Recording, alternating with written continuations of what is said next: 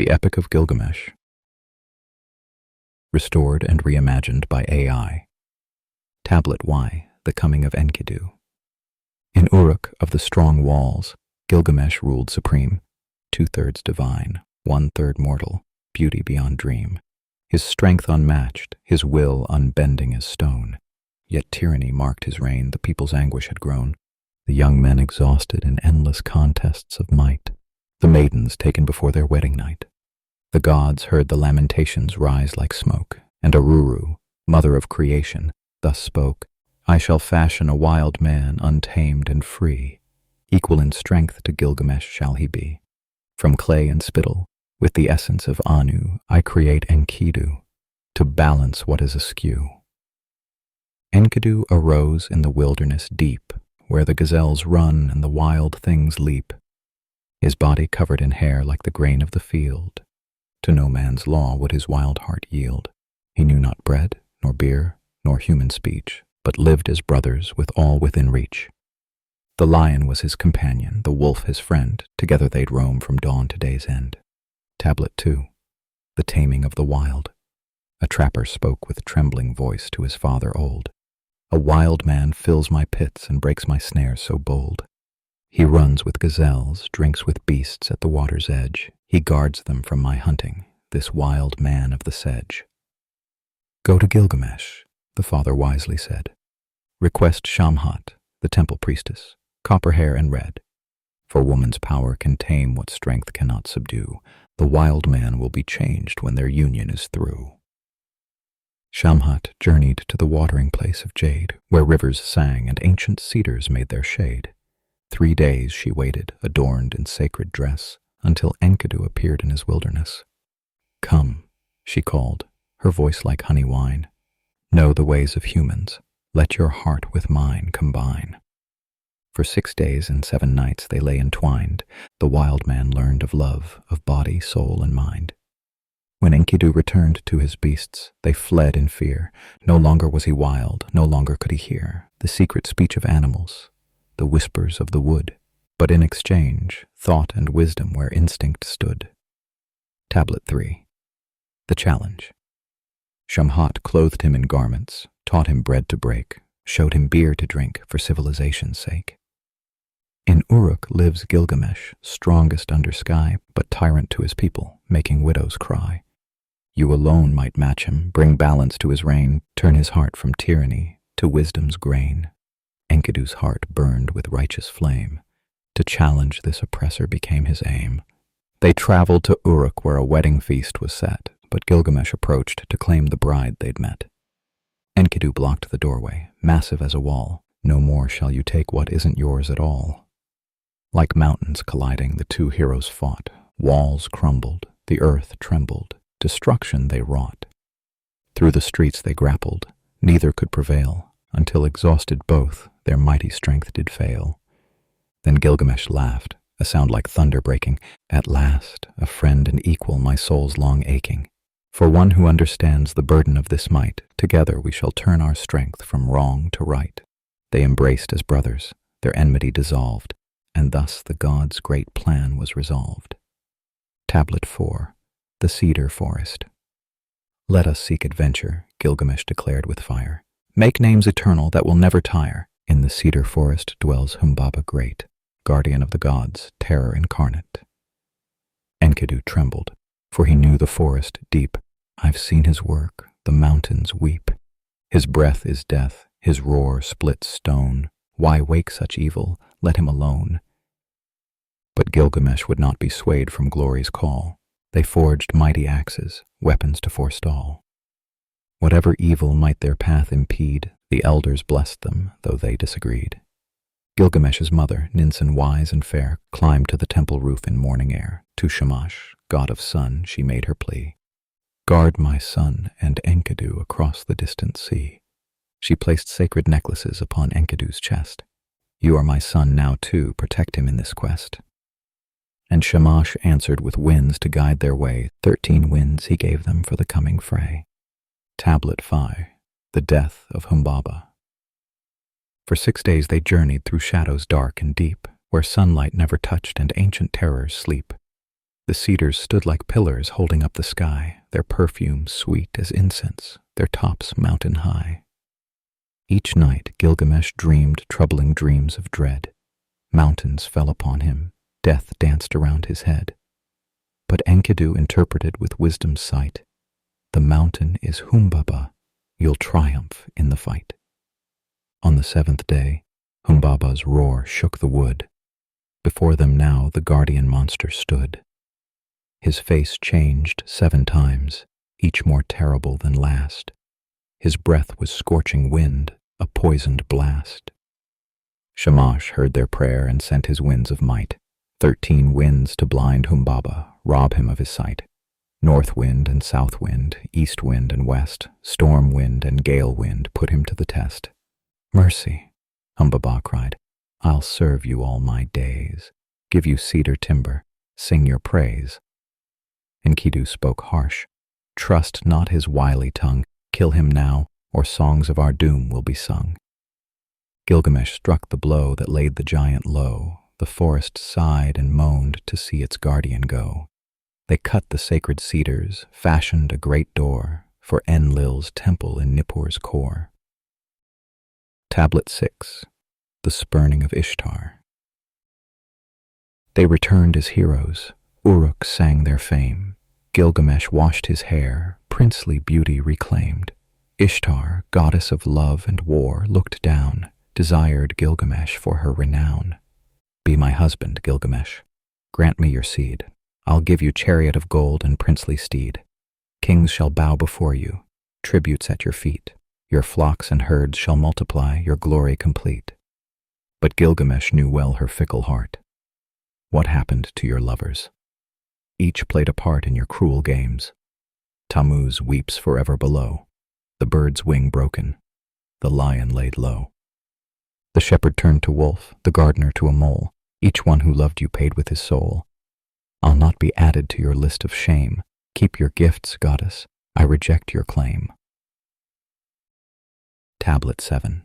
The Bull of Heaven. Ishtar's rage rose to her father's throne on high. Father Anu, Gilgamesh has made me cry. Give me the Bull of Heaven to destroy his pride, or I'll crack the earth and let the dead outside. Anu released the bull, though his heart was torn. Down it charged to Uruk in the breaking morn. With its first snort, 100 warriors died. With its second, the Euphrates River dried. The third snort opened chasms deep and wide, where 300 soldiers fell inside. But Enkidu seized its tail with mighty hand, while Gilgamesh struck true and made his stand. Between the horns he thrust his sword so bright, the bull of heaven fell in the fading light. They offered its heart to Shamash in the sky, but Ishtar cursed them from her temple high. Enkidu tore the bull's thigh, threw it at her face. If I could reach you in your heavenly place, I'd do the same to you. The goddess wept, while all of Uruk sang and feast day kept. Tablet 8. The Dream of Enkidu. That night Enkidu dreamed a dream of dread. The gods in council gathered overhead. For killing Humbaba and the bull divine, one must die, declared the gods' design. Enlil spoke, let Enkidu pay the price. But Shamash argued, this is not justice. They acted on my guidance by my will. Why should noble Enkidu be ill? But Enlil's word was law. The fate was sealed. Enkidu fell sick, his doom revealed. 12 days he lingered between life and death, growing weaker with each passing breath. Cursed be the trapper who brought me from the wild. Cursed be Shamhat who made me man from child. But Shamash spoke gently from the sky. She gave you consciousness, friendship worth more than life. Bless her, Enkidu, before you die. And Enkidu relented, blessed instead of cursed. May kings and princes love you, Shamhat first.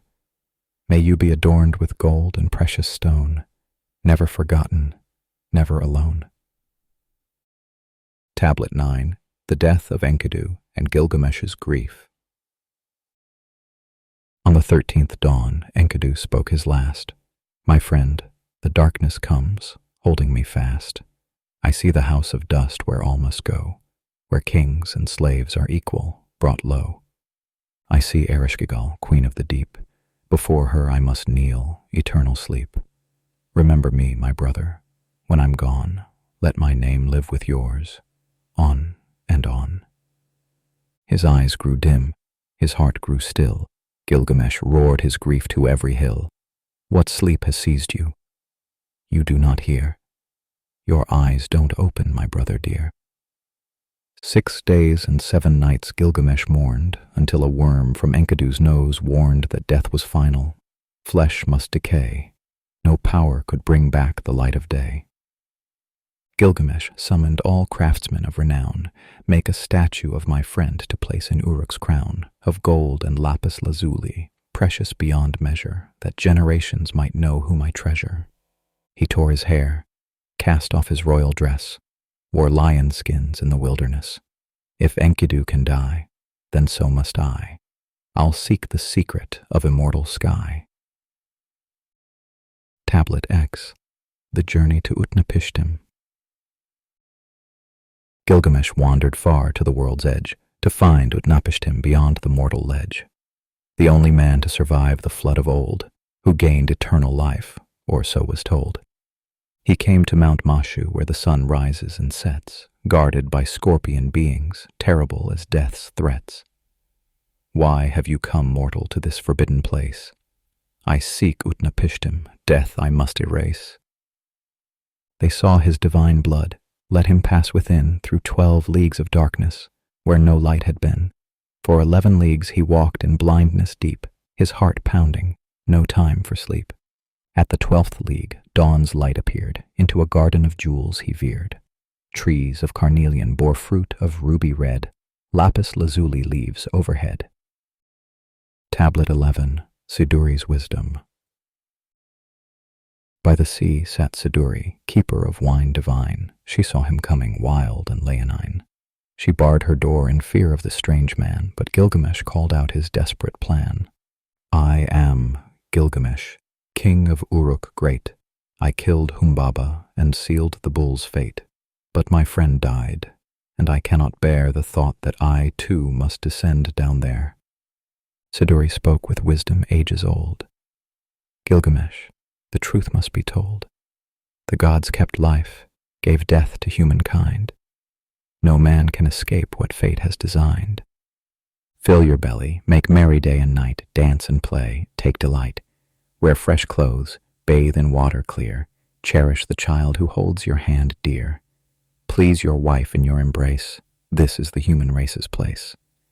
But Gilgamesh would not be turned aside. Tell me how to cross the deadly tide.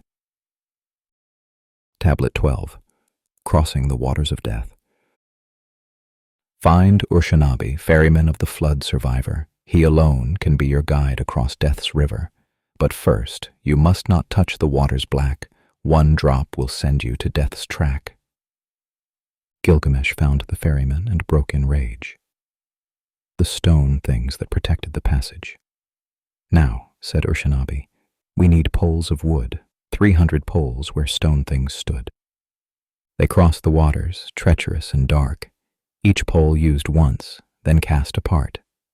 At last they reached the far distant shore, where dwelt Utnapishtim, mortal no more. Tablet 13, The Story of the Flood. Utnapishtim spoke of days before the flood, when gods grew weary of humanity's blood. Enlil decreed that all mankind must die, but Ea whispered through the reed wall's sigh, build a boat, Utnapishtim, save life's seed, of every living thing you'll have need. 6 days and nights the deluge fell, earth became a watery hell. The boat came to rest on Mount Nisir's peak. After 7 days, a dove he sent to seek dry land, but it returned with no relief. A swallow, too, came back in grief. A raven finally didn't return at all. The waters had receded from their sprawl. Enlil was furious mankind survived, but Ea's wisdom contrived. Instead of floods, let wild beasts and famine keep human numbers from examining the god's own place, and for this man's part, give him immortality's art. Tablet 14, The Test of Sleeplessness. But you, Utnapishtim gazed with ancient eyes. Why should the gods grant you the prize? Stay awake for 6 days and 7 nights complete, then perhaps immortality you'll meet. But Gilgamesh, exhausted from his quest, immediately fell into deepest rest. Utnapishtim's wife baked bread each day to prove how long in sleep he lay. 7 loaves in various states of mold, the truth of his failure clearly told. If I cannot conquer sleep, death's little brother, how can I hope to overcome the other? Tablet 15, The Plant of Youth. Utnapishtim's wife took pity on his plight. Give him something for his journey's flight. The ancient man revealed a secret deep. A plant grows in the abyssal steep. Its thorns will pierce your hands like pain, but youth restored you will regain. Not immortality, but youth renewed. This gift to you I have concluded.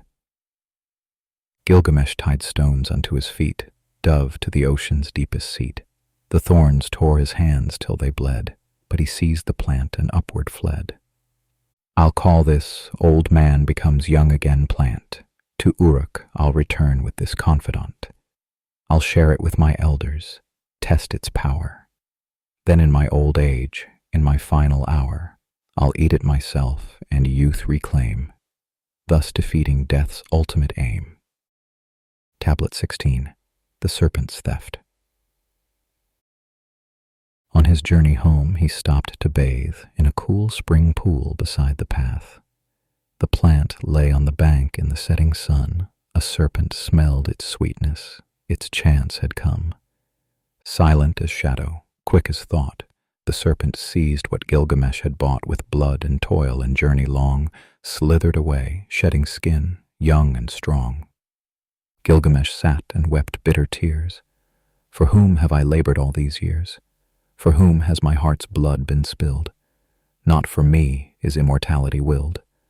The serpent has the prize I sought, all my efforts come to naught. Now I understand what the gods designed. Death is the fate of humankind. Tablet 17, Return to Uruk. Yet as he approached Uruk's mighty walls, something stirred within, a different call. Not despair, but pride began to grow, as he saw what his hands had helped to sow. Look, Ur-Shanabi, upon these walls so strong, walk their foundation, see how they're long. 7 sages laid these foundations deep. These walls will stand when I'm asleep. 1/3 is city, 1/3 gardens bright, 1/3 is clay pits and temple site. This is my immortality, this work of stone. Long after my flesh is gone, this will be known. He retrieved the tablet box of lapis blue, where his story was written, fresh and true. Read this tale of our friendship deep, of how we laughed, fought, and weep. Though I failed to conquer death's dark door, I found something worth much more. That love and friendship, deed and name, these are humanity's claim to fame. We cannot live forever, this is true, but what we build, and whom we loved through the brief season of our days, echo down through time's long maze. Epilogue, The Wisdom of Gilgamesh. Gilgamesh ruled many years with wisdom earned, from tyrant king to shepherd turned. He taught his people what he'd learned in pain, that seeking to escape death is in vain, but in the seeking, in the quest, in friendship's bond and sorrow's test, in building things that will outlast our breath, we find the meaning that transcends death. When finally his time came to descend to the house of dust where all lives end, the people mourned, but also sang of the hero king whose story rang, through ages yet unborn, through time untold, his name in story carved in gold. For though he couldn't conquer mortality's curse, he conquered something greater. He made the universe. Remember him, and Enkidu too. And all who hear this tale through and through learn the lesson the gods designed. To be human is to be conscious of time, to know we die, yet still to dare, to love, to build, to hope, to care. This is the epic of Gilgamesh complete, where mortality and meaning meet. Thus ends the Epic of Gilgamesh, restored where the tablets were broken, imagined where time had erased the words, but always faithful to the spirit of humanity's oldest and greatest story, the tale of friendship, loss, and the search for meaning in the face of death.